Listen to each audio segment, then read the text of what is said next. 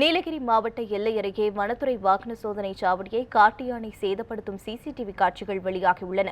நீலகிரி மாவட்டம் கூடலூர் மற்றும் பந்தலூர் பகுதிகளில் காட்டு யானைகள் நடமாட்டம் அதிகரித்து காணப்படுகிறது.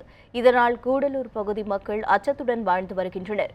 இந்த நிலையில் கேரளா வனப்பகுதியில் இருந்து பாட்டுவயல் கூடலூர் நெடுஞ்சாலையில் நடந்து வந்த காட்டு யானை தமிழக வனத்துறை சார்பில் அமைக்கப்பட்ட வாகன சோதனை சாவடியின் குறுக்கே அமைக்கப்பட்டிருந்த இரும்பு கம்பியை காலால் மிதித்து தாண்டி தமிழக எல்லைக்குள் வந்தது.